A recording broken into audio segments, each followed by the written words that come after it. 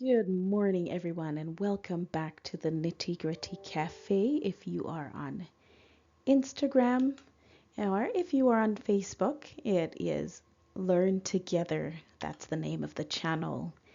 Today, we are going to be talking about your words and how powerful your words are. Words don't have physical weight, but they are very weighty emotionally.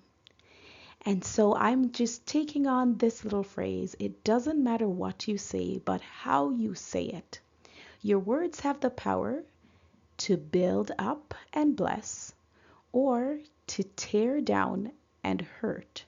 So every day, women, we say more words than men do usually. So we have this power to hurt more because we say more. But it doesn't mean, men, that your words don't have the power to hurt either. So we're going to take this from a marital point of view, but we'll also throw in some, work and friends. How does our words affect each other? So how you say things has a strong influence on whether or not what you say will actually have an impact.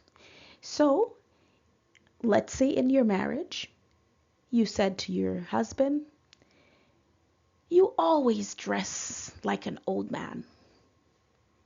First of all, that statement is probably not true.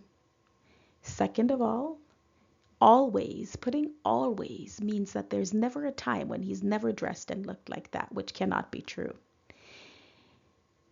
There's another way you could have said. You could have said, honey, I like it better when you wear this shirt with this pants. You look so handsome. You're probably going to get a different result than what you said before. So let's do an example for the women. If it was your wife and you said, "Why is your hair always so messy and never looks nice?" First of all, I am sure her hair doesn't 100% of the time look messy. So it's changing little things about how we say something. You could say, "You know what? I actually prefer your hair the way you had it yesterday or the day before that." Or maybe try doing this if you have some ideas. Don't say things like always and must. So, because those bring out very strong emotions, and it actually decides whether or not the person is probably going to respond to you positively or negatively. So, you want to make sure that what you are saying is actually what you feel. Because I can't see anybody, but if you were to put your hand up and I ask the question and say, how many people have said something to your spouse, and then as soon as it's out of your mouth, you're like, "Oh, that's not what I really wanted to say." We've all done it. But it's to make sure that these occurrences are not happening every single day whenever you open your mouth to say something. So, the first thing that we need to learn to do is to learn to listen. And how do you really listen? Most of us listen to reply or to answer. We're not hearing what the person is saying. So I found this online. It said 7 steps to active listening. Be attentive. Ask open-ended questions. Request clarification if you don't understand. Paraphrase is my big thing. I like paraphrasing. "So you are saying this." And if I didn't get it right, the person might say, "No, that's not what I mean."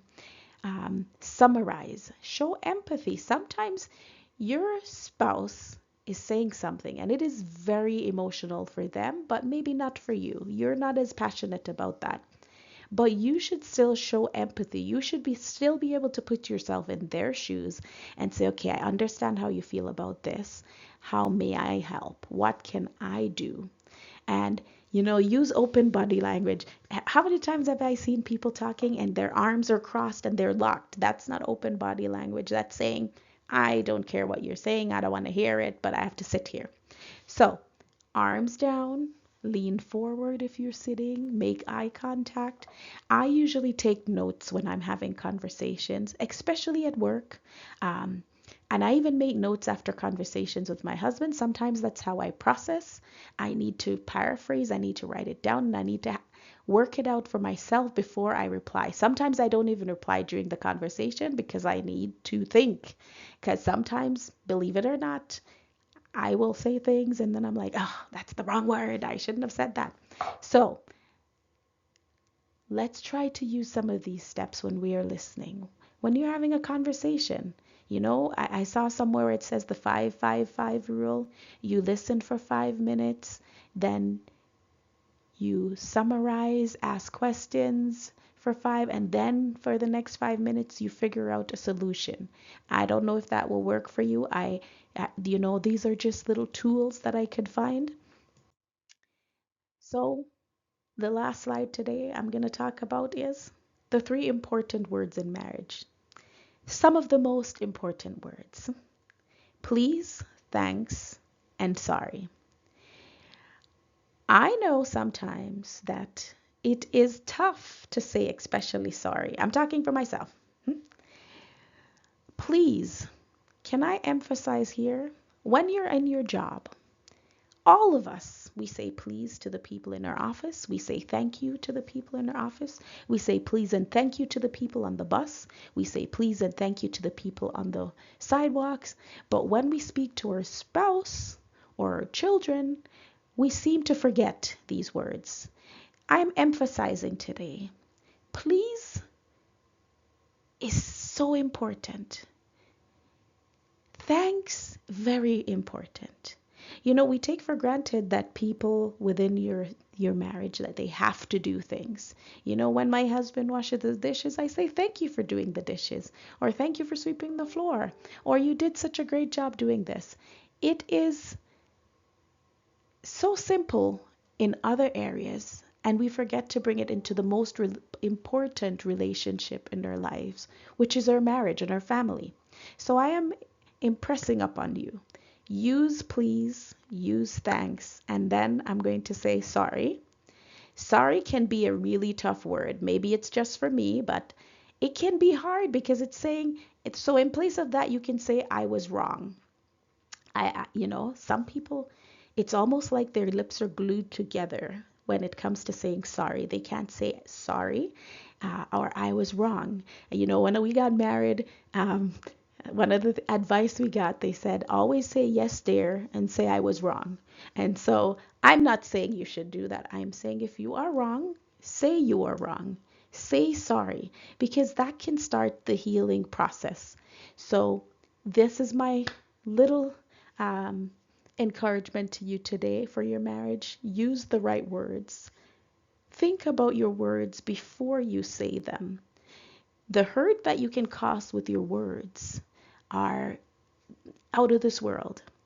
So make sure that you use words sparingly and think about your words before you say them. All right, I know this was a little heavy today, but just soak it in. Listen again if you need to.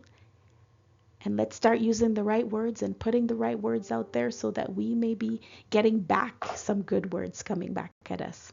All right. Have a fantastic day, everyone.